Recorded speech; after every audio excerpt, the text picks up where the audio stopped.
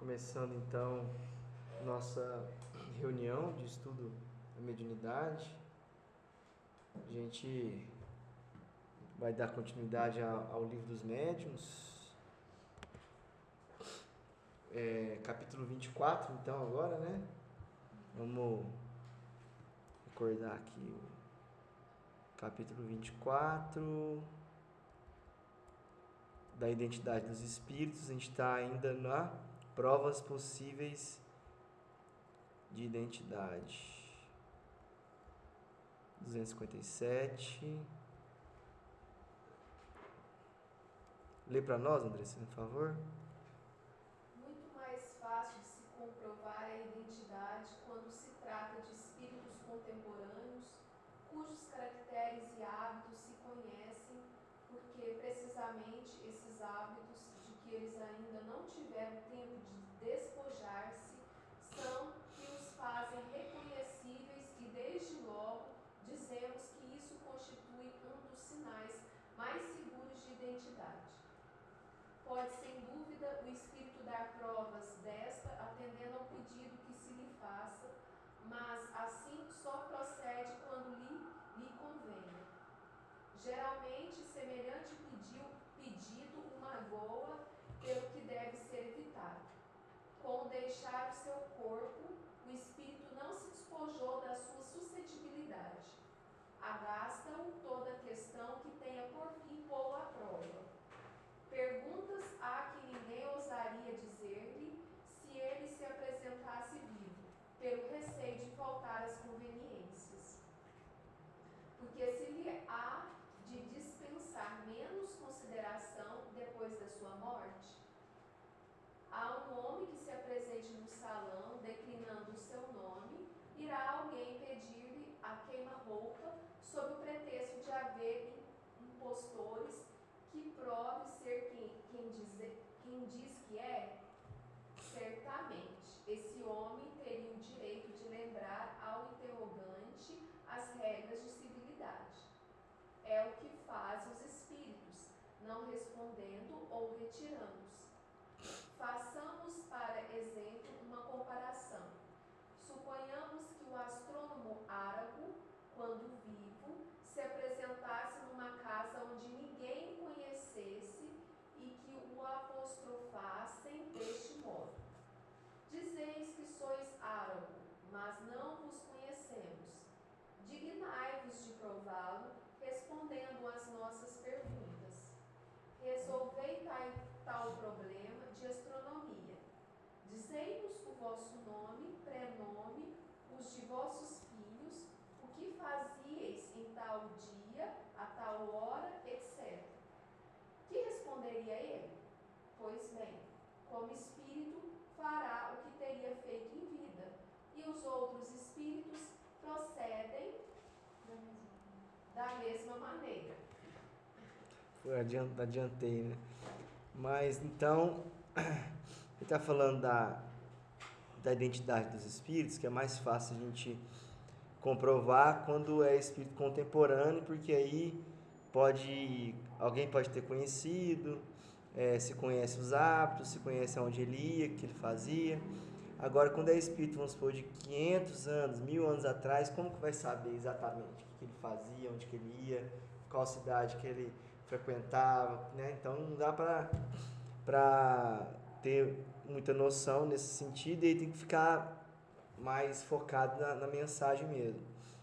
Agora, quando é espírito contemporâneo, então que viveu numa época próxima, que hoje com a internet é mais fácil conhecer um pouquinho de tempo mais para trás, né, por causa dos registros, mas quanto mais perto melhor, porque vai saber os hábitos e tudo mais, né? Então, além disso, aqueles que não tiveram tempo ainda de desapegar da matéria, vai ter mais facilidade de ser reconhecido, porque talvez ele vai manter algumas manias, né? Alguns trejeitos, porque ele não ainda conseguiu despojar totalmente da matéria, né? Então, o espírito pode provar que é tal espírito se pedir para ele provar, só que talvez ele não goste, porque aí ele fala, aí o restante é tudo ele falando por que que o Espírito não gostaria, é porque é uma coisa a gente chegar no lugar e a pessoa pedir a nossa identidade, né? Ficar pedindo comprovação de que a gente é a gente mesmo, né? Tem pessoas que não vão gostar, tem pessoas que não vão se importar, mas como espírito não muda, é a mesma coisa, ainda mais se tiver ainda com pouco tempo que desencarnou, está ainda pegado à matéria, ele vai proceder da mesma forma que ele procedia quando encarnado, não tem mudança assim, né? É, brusca, né? Então, se a gente teria vergonha de ficar pedindo que a pessoa prove que ela é quem ela está falando que é, o espírito também pode ter suscetibilidade com relação a isso também. Porque é algo normal, né? De etiqueta, por exemplo. Normalmente, numa atividade de desobsessão, não é, o próprio livro fala que não é recomendável a gente ficar perguntando o nome do espírito. Que o nome do espírito, a não ser que ele se identifique. É diferente. Se ele... aquilo que você falou, né? Tipo assim, se ele está se identificando, às vezes ele quer falar que por ele ser e tal. Pode ser, né? Ou porque ele era acostumado a se identificar enquanto encarnado, né? Tem alguns que se identificam porque quer mandar mensagem para familiar, né? Fala assim, fala para meus familiares que eu estou bem. Então isso pode acontecer, mas aí, se o espírito quiser se identificar, ele vai se identificar, né?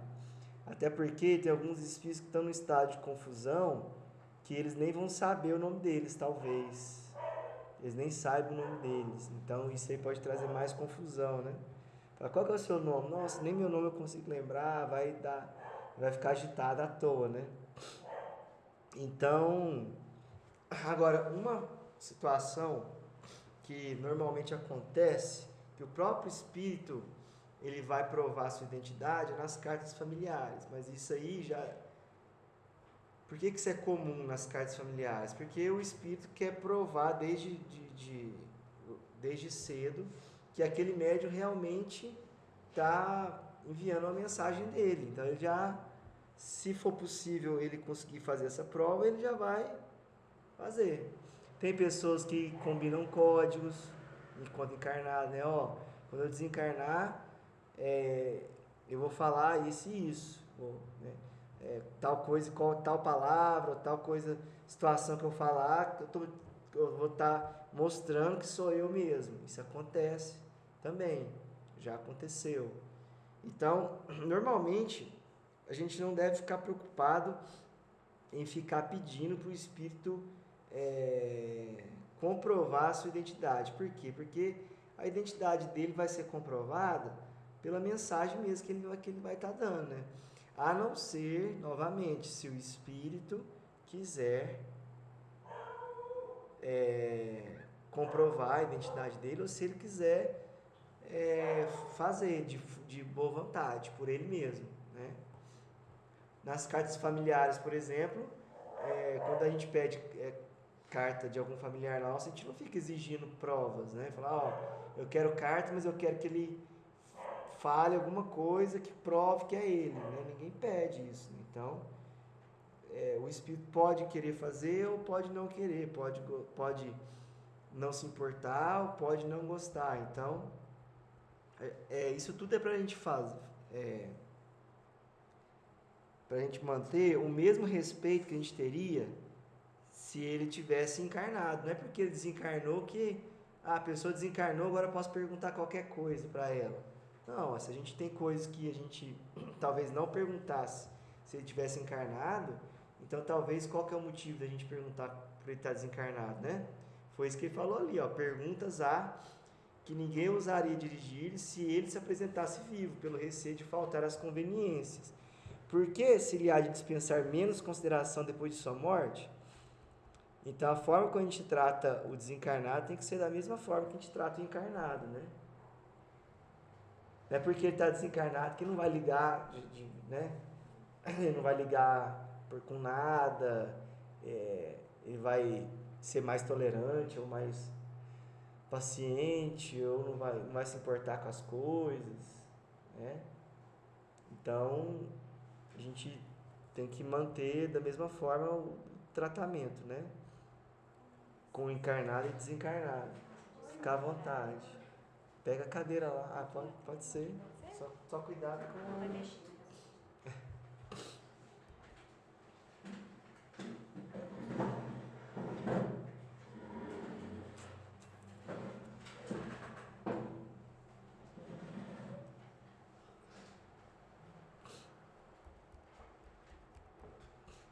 Bom, lê pra nós, Letícia, 258.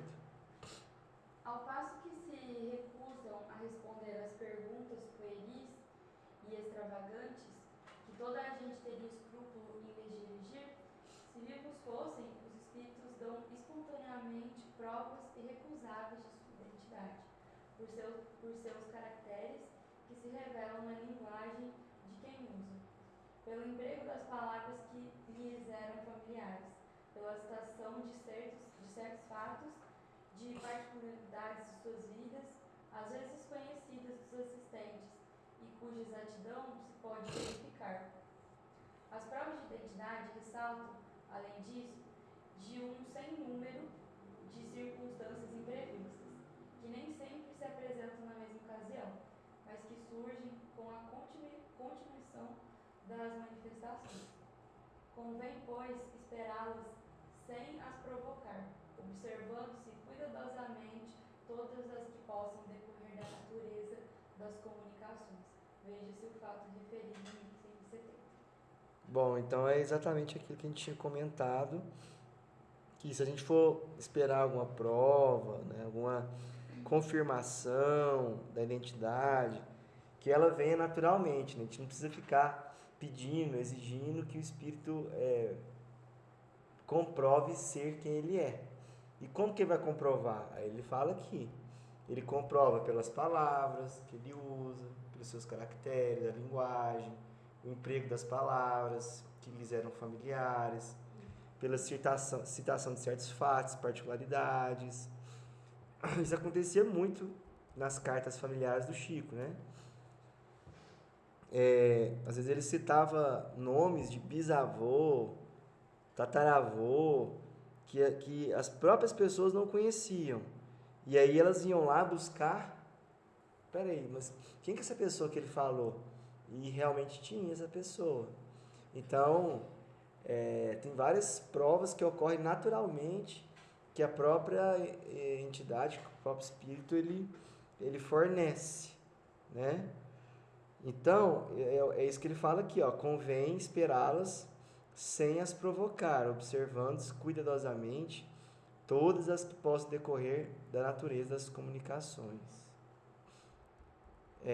Alguma dúvida? Pergunta pueril, extravagante, né? Pergunta que pode envergonhar. Então, as perguntas devem ser, se for permitido dar alguma pergunta, porque na época existia muita pergunta porque o Kardec estava codificando, né? Então ele tinha que perguntar as coisas para os espíritos, né? Mas se a gente fosse perguntar alguma coisa, a gente não deveria perguntar coisas pueris, né? Coisas banais, né? E o espírito se identifica pela sua linguagem, pela aquilo tudo que ele falou ali. Próximo, quem vai ler?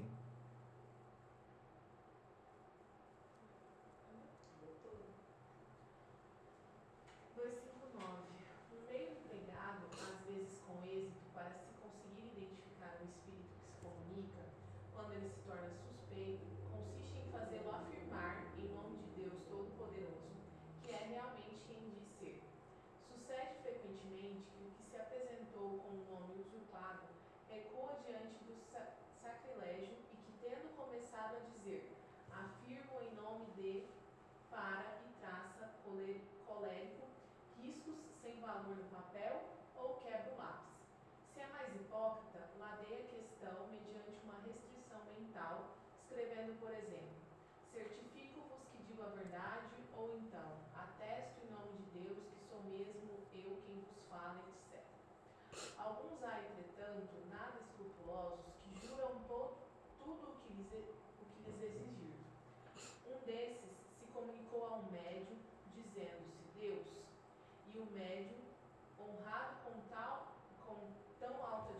situação, não hesitou em acreditá-lo. Evocado por nós, não ousou sustentar a sua impostura e disse: Não sou Deus, mas sou seu filho. És então Jesus? Isto não é provável, porquanto Jesus está muito altamente colocado para empregar o subterfúgio. Ousas, não obstante, afirmar que és o Cristo? Não digo que sou Jesus, digo que sou filho de Deus, porque sou uma de suas criaturas. Deve-se concluir daí que o recusar um espírito a afirmar a sua identidade em nome de Deus é sempre uma prova manifesta de que o nome que ele tomou é uma impostura, mas também que, se ele o afirma, essa afirmação não passa de uma presunção, não constituindo prova certa. Então, esse tipo de situação é para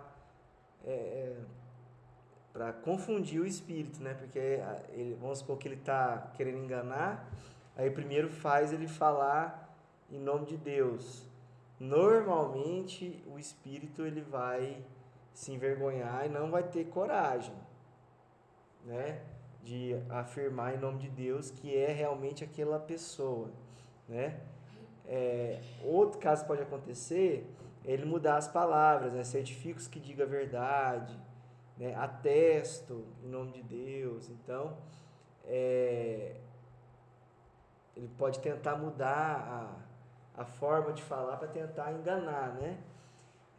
Mas alguns vão jurar que né? Vai falar que afirma o nome de Deus, que tal. Só que não é só isso que a gente tem que fazer, né? Para poder detectar a entidade se realmente ela é quem ela está falando. Por quê? Porque o principal é a mensagem que ela coloca, né? O conteúdo. Então, se ela se colocou um tal nome, o conteúdo tem que ser coerente com aquilo com o nome que ela falou, né? Então, por exemplo, um espírito fala que é Deus. E aí depois ele foi chamado. E aí ele falou, não sou Deus, mas sou seu filho.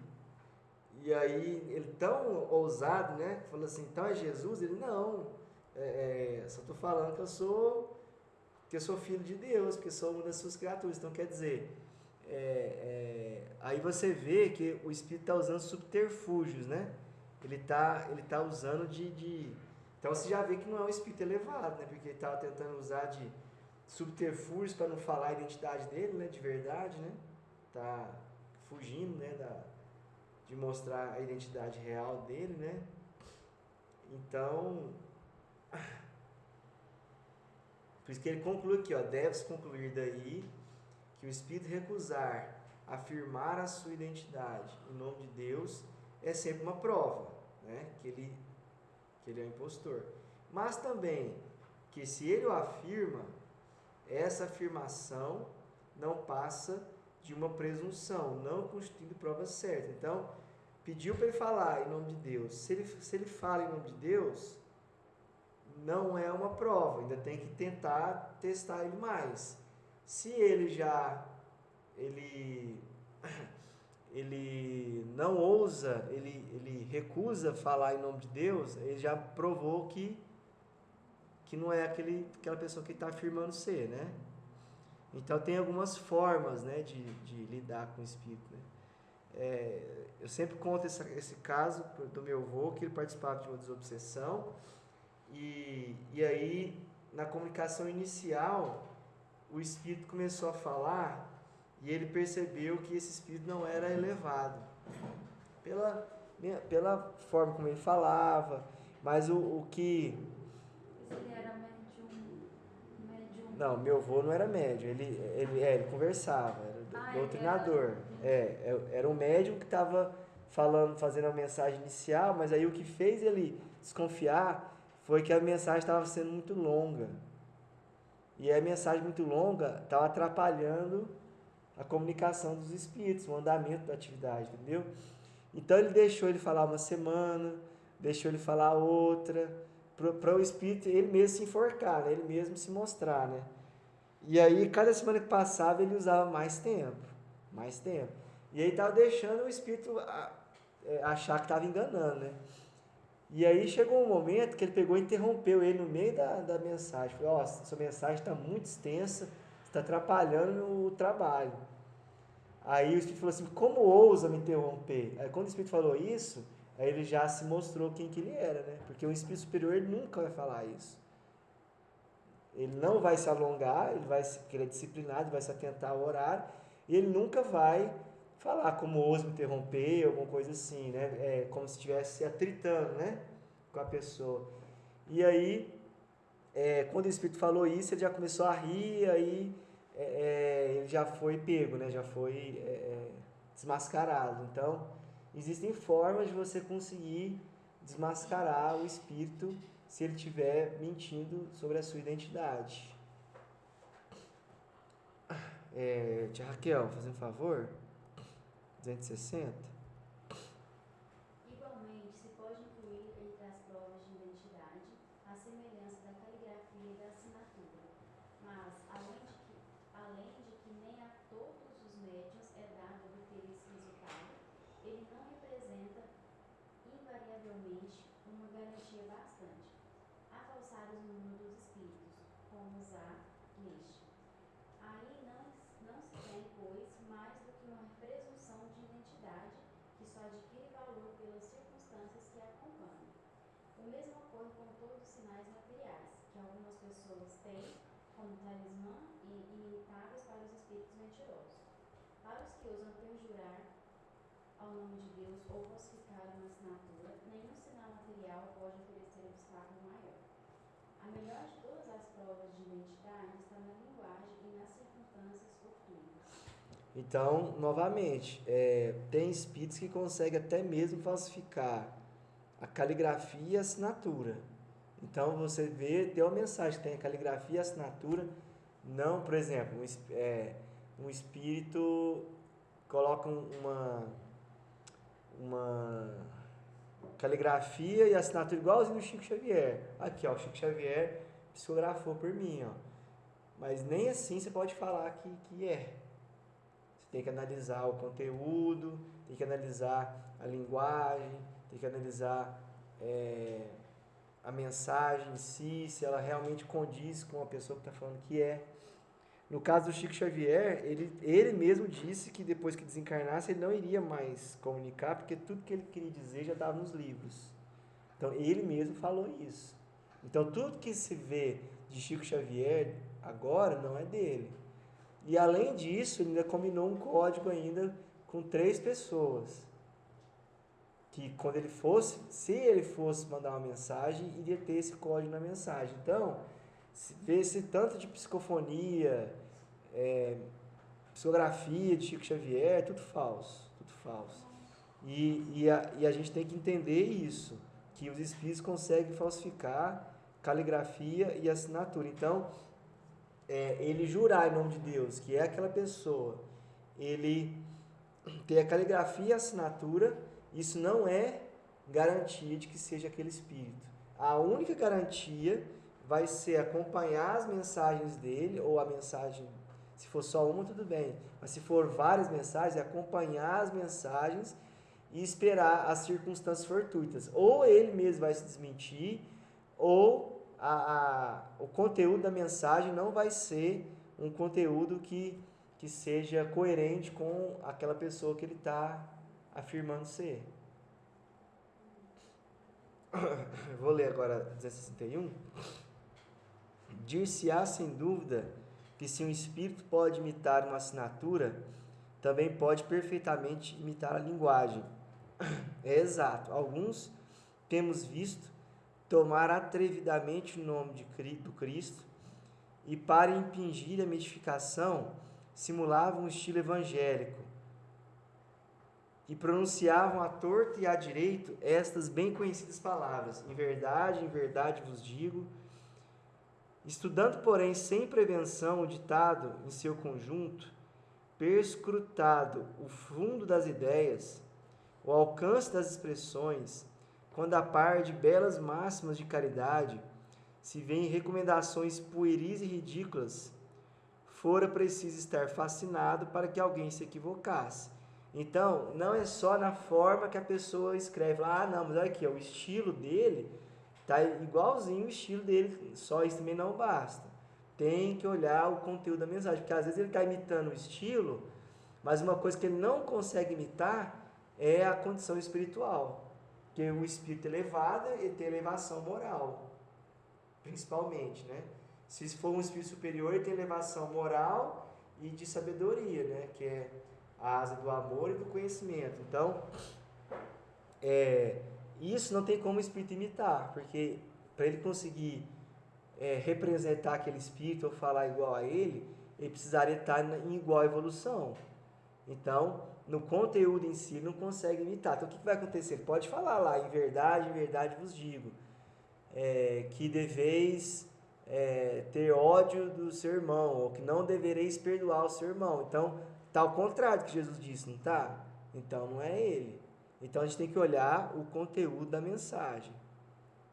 Então, a gente já vê coisas ridículas, mesmo imitando o jeito de escrever, o jeito de falar, se a gente já consegue verificar pelo conteúdo.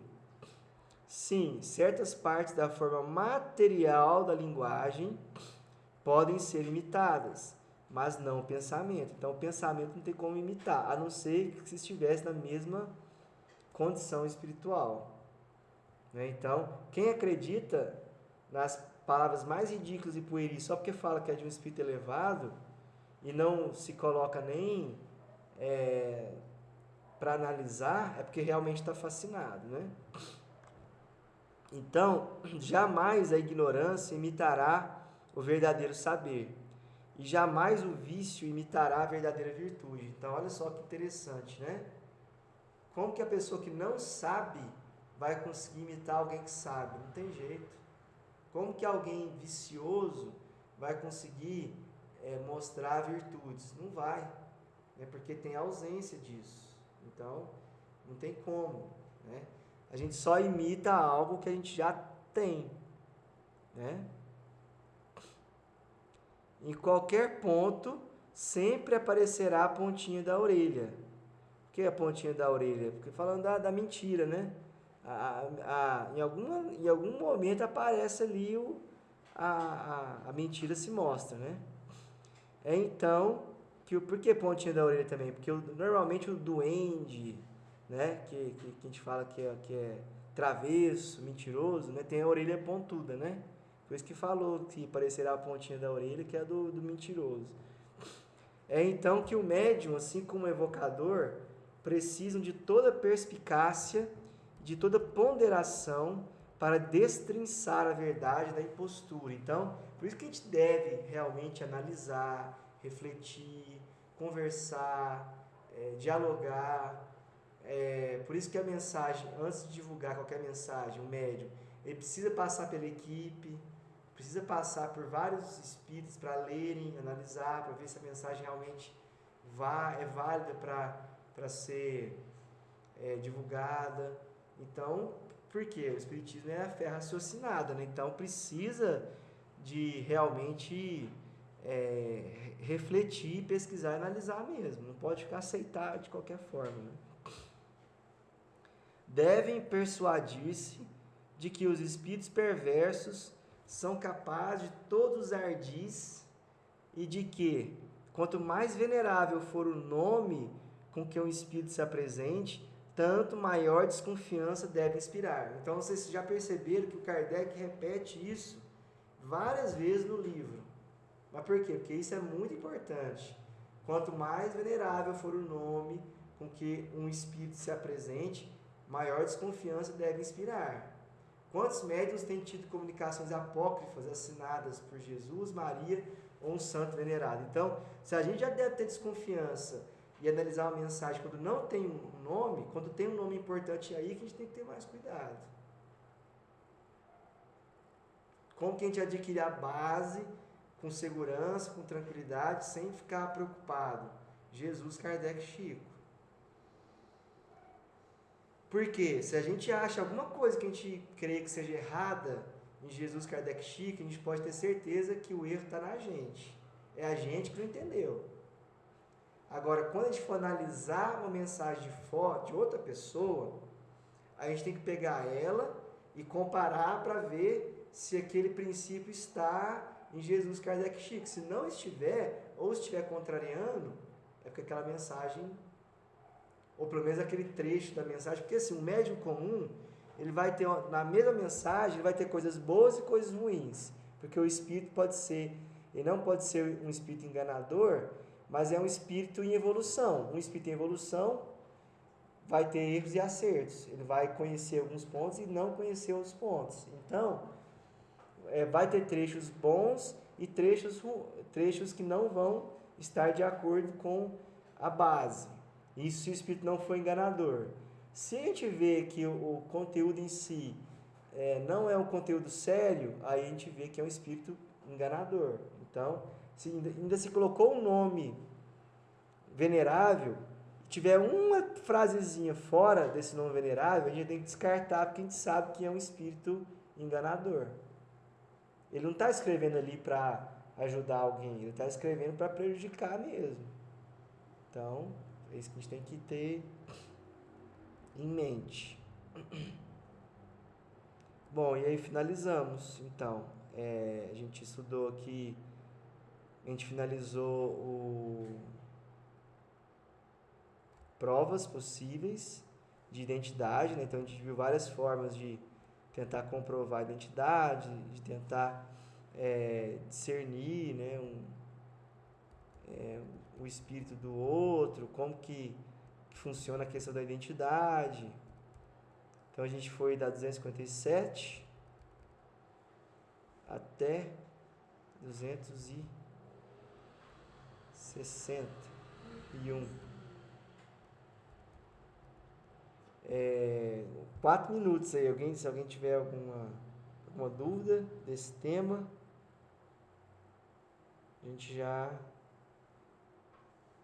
Essa análise que a gente faz é da mensagem em si, né? A gente está buscando ali a linguagem, conteúdo e tudo, mas também precisa ser analisada a conduta do médium que recebeu aquela mensagem, né? Juntar tanto a análise da mensagem em si, quanto o médium que a recebeu, que também é uma prova de identidade, possível de identidade. Conhecereis a árvore pelo fruto, né? Porque um mau médium, ele dificilmente, viu aí em outras situações anteriores, que o mau médium dificilmente vai conseguir trazer uma mensagem de um espírito elevado. Ele só vai usar dele se ele não tiver outra opção.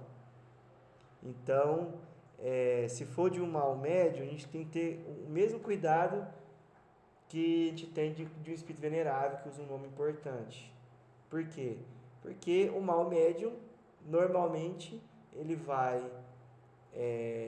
ser médium de espíritos atrasados, né? Então, realmente tem que aliar essas duas coisas. A gente analisa o médium, não, o médium é bom, o médium é sério, aí já dá uma outra visão para a mensagem, porque aí o médium sério, espíritos sérios vão se dirigir até ele, entendeu? Mas como a gente considera um mau médium? Aquele que há pouco tempo é médium, ou que ele está usando a mediunidade de uma forma errada? Exatamente. Que usa a mediunidade de forma errada, que usa para interesses próprios, que cobra, exatamente, que gosta de aparecer, que gosta de locais grandiosos, com muita gente, né? Você vê, analisa a conduta do médium, vê se a conduta do médium é cristã, porque o que é o bom médium? O bom médium ele é humilde, o bom médium ele sempre crê que precisa aprender cada vez mais e mais, o bom médium aceita crítica construtiva, porque se você fazer uma crítica construtiva para um médium, para um mau médium, que o mau médium ele provavelmente vai estar fascinado, ele vai ficar bravo demais, ele vai na hora ele vai o bom médium ele trabalha em equipe, o mau médium normalmente está isolado, porque o espírito que fascina vai querer deixar ele isolado, sem contato com ninguém, para não aceitar crítica. Então são várias características, as principais são essas, ó. O bom médium está sempre estudando, O bom médium, ele é humilde. O bom médium tem disciplina. O bom médium, ele está trabalhando em passe, em sopa, cesta básica, atividade de assistência fraterna. Entendeu? O bom médium, ele está sempre atendendo as pessoas, sempre de boa vontade, aceita críticas construtivas. Então, tudo isso são características. E aí, beleza, verificou que é um bom médium. Aí você pode ter mais tranquilidade para analisar. Não quer dizer que não vá analisar, porque aí, por ser um bom médium, ele pode estar sujeito a, de vez em quando, ter mensagens de espíritos fascinadores para provar ele, pode acontecer. E pode acontecer também de ser um espírito bom, mas um espírito que está em evolução. Então vai ter coisas boas e coisas, às vezes, fora dos princípios. Então tem também que ter essa ponderação de analisar. Né? Se for um mau médio, aí que a gente tem que ter mais cuidado ainda. Né? Então, analisou o médium, analisou a mensagem, analisou se está colocando nome importante ou não, tudo isso vai ver a intensidade com que a gente vai tomar cuidado ou ficar receoso com aquela mensagem. Se for de um mau médium e a mensagem tiver um nome venerável, aí, né? Então, agora no próximo item, a gente vai verificar como que a gente distingue bons e maus espíritos. Aí vocês ficam atentos, porque quando é assunto importante, os obsessores vão tentar arrumar um monte de jeito para a gente faltar. É verdade. Quando o assunto era desobsessão, não, quando o assunto era obsessão, eles arrumavam, tinha dia que tinha 2, 3 pessoas, eles arrumavam um monte de jeito para a pessoa não conseguir vir. Porque para eles é ruim, né? Quando acabou o capítulo, lotou. Então. Porque os espíritos trevosos, eles querem que distingue os bons dos maus? Quer que consiga detectar a identidade deles? Não quer, ué. Né?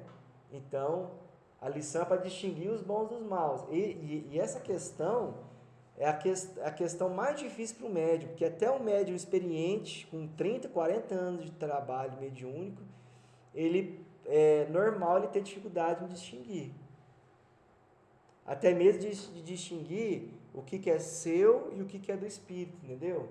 Por quê? Porque realmente é difícil a gente conseguir distinguir, porque tem os nossos pensamentos e tem os pensamentos que são inspirados, ou as influências. Então, a gente só melhora na distinção dos pensamentos próprios dos espíritos quando a gente vai evoluindo moralmente. Porque aí a gente vai evoluir moralmente, a gente começa a ter porque quando a gente evolui moralmente, a gente conhece mais a gente mesmo.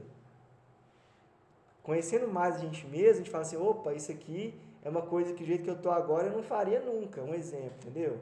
Aí você já consegue separar. Agora, distinguir os bons dos maus é sempre o conteúdo. Porque a gente às vezes se atenta muito à apresentação, né? À aparência. E hoje, mais do que nunca, a aparência engana. Pessoas que se dizem boazinhas não são boazinhas. Pessoas que às vezes falam de uma forma bruta, de uma forma ríspida, são pessoas boas. Então, a aparência engana muito. Então, a gente não deve ficar olhando a aparência, a gente deve olhar o que aquela pessoa está produzindo, qual que é o fruto que ela está produzindo, né? Qual é a forma que ela age, do que ela fala todos os dias, o que ela gosta. Então, a gente distingue na conduta, né? Na conduta prática mesmo, na ação, né? E não no discurso. Não é no discurso que você vê se o espírito é bom ou ruim, ou o encarnado também, se o encarnado é bom ou ruim.